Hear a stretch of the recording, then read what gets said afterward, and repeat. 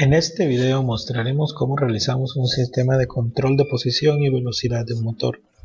Este trabajo se realizó para un proyecto de una materia de control continuo o analógico.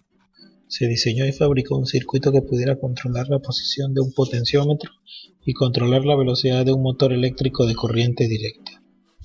Primero se construyó un mecanismo que contara con diversos engranes. El de color negro se acciona por medio del motor TCD número 1, el cual transmite movimiento y para los demás engranes.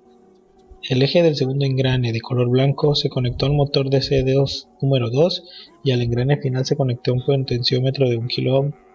A mayor número de engranes el sistema es más complejo y de mayor grado, lo cual puede generar problemas de estabilidad ante un desalineamiento o mal acoplamiento entre engranes. En este sistema, nuestra señal de salida se conecta por medio de un circuito amplificador de potencia al motor DC1. Al moverse el mecanismo, el motor DC2 girará a cierta velocidad y se acopla al movimiento de los demás engranes. Cambia de posición del potenciómetro. Nuestra señal de referencia se introduce por un potenciómetro de referencia de 1 kΩ.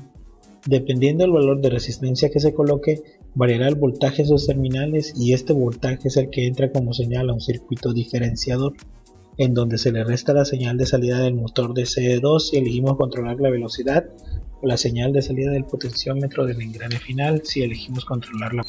En estas imágenes podemos observar los circuitos empleados para el sistema de control. Con ayuda del programa Circuit Wizard se pudo comprobar su funcionamiento mediante simulaciones. Todos estos circuitos se encuentran soldados a la misma placa. Estos circuitos se probaron en un protoboard con el mecanismo y ya que se comprobó su funcionamiento se soldaron a una placa fenólica con soldadura de estaño. Posteriormente se le añadieron los bornes que permitían las conexiones de los diferentes valores de alimentación de voltaje y la tierra física. Realizamos un circuito de control PID ya que es muy completo y permite manipular cada parte de control. La parte proporcional amplifica la señal de salida. La parte integral ayuda a eliminar errores una vez pasado un cierto tiempo en el que el sistema opera de forma estacionaria. La parte derivativa permite que las acciones de control se realicen de forma repentina o con calma ante las señales de error. Estos parámetros se ajustan mediante los valores de los potenciómetros en el circuito de control PID. Se observa en el video cómo al mover la posición del potenciómetro, un voltaje de entrada entra al circuito comparador y con el controlador PID genera una señal de control que se amplifica y llega al motor, que lo hace girar hasta que el potenciómetro del mecanismo se coloca en la misma posición que el de referencia.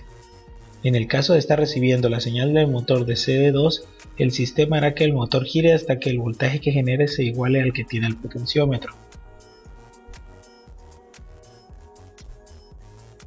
Lo ideal es hacer pruebas con un osciloscopio.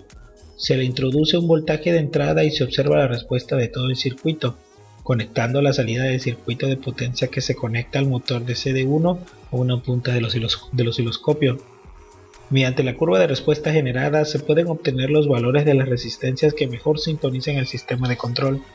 Debemos elegir un potenciómetro que contenga ese valor y un rango aproximado para poder sintonizar manualmente el sistema. Esto basado en la regla de sintonía de Ziegler-Nichols. Por ello se recomienda probar primero con el protoboard y hasta estar seguro de estos valores de resistencias, soldar a la placa fenólica todo el circuito. Esperamos que el video haya sido de su agrado. Saludos.